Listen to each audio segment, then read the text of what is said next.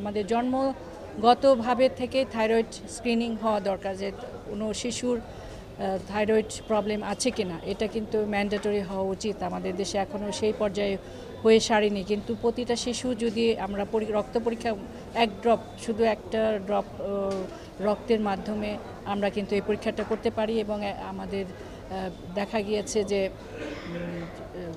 2000 শিশুর মধ্যে একজন হতে পারে হাইপোথাইরয়েডিজম। সুতরাং সেটাকে আমরা প্রিভেন্ট করতে পারি যদি ওই প্রথম 15 দিনের মধ্যে ডায়াগনোসিস করতে পারি, তাহলে আমরা একটা শিশুর মেন্টাল ডেভেলপমেন্ট যদি সেই শিশুটা কনজেন্টাল হাইপোথাইরয়েড থাকে, তাকে চিকিৎসা দিয়ে আমরা নর্মাল শিশুতে মানে পরিণত করতে পারি, তার ডেভেলপমেন্ট হতে পারে। এটা একটা আমরা পদ্ধতি গ্রহণ করতে পারি।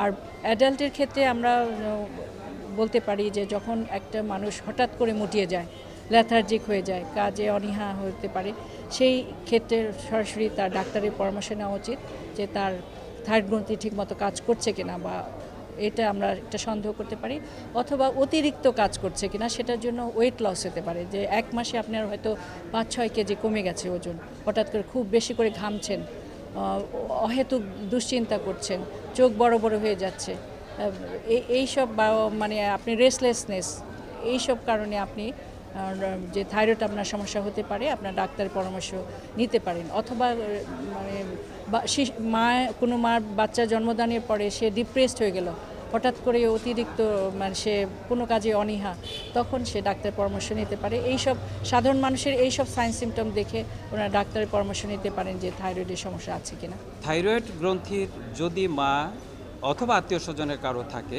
সেই ক্ষেত্রে 70% সম্ভাবনা থাকে তার সন্তান এবং আত্মীয় স্বজনের হওয়ার। সংক্রামক ব্যাধি আমরা হাইজিন মেনটেন করে কমাতে পারি, কিন্তু এই ক্ষেত্রে আমাদের হাত খুব কম রয়েছে। তাহলে এই ক্ষেত্রে আমাদের মূল কাজটা কী করতে হবে? সচেতনতা তৈরি করতে হবে।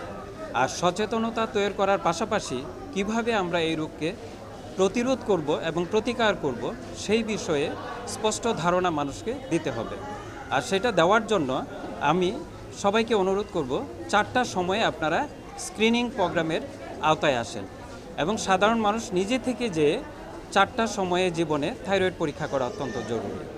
তার একটি হলো যে মা যখন শিশু ভূমিষ্ঠ করবে তার সাথে সাথে অথবা 15 দিনের ভিতর রক্ত পরীক্ষা করবে তার থাইরয়েড আছে কি নাই।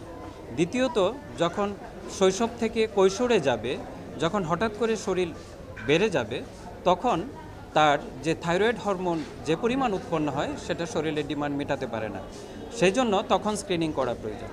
তৃতীয়ত, স্ক্রিনিং করা প্রয়োজন 40 ঊর্ধ্ব 50 ঊর্ধ্ব সকল মানুষের। আর স্পেশালি কোনো মা যদি চিন্তা করেন যে উনি বাচ্চা নেবেন, তাহলে অবশ্যই তাকে থাইরয়েড স্ক্রিনিং করা উচিত। থাইরয়েড গ্ল্যান্ডের যদি রোগ হয়, তাহলে আমাদের ডেভেলপমেন্টের প্রবলেম হবে, আমাদের রিপ্রোডাকশনের প্রবলেম হবে, আমাদের শারীরিক দুর্বলতা আসবে এবং ওয়েট লস হবে, ইত্যাদি অনেক ধরনের সমস্যা হয়। কাজে রোগটা যেন প্রথমেই যদি ধরা যায়, তাহলে এটা চিকিৎসার মাধ্যমে সম্পূর্ণ সুস্থ হয়ে যায় এবং মানুষ একদম নর্মাল লাইফ লিড করে।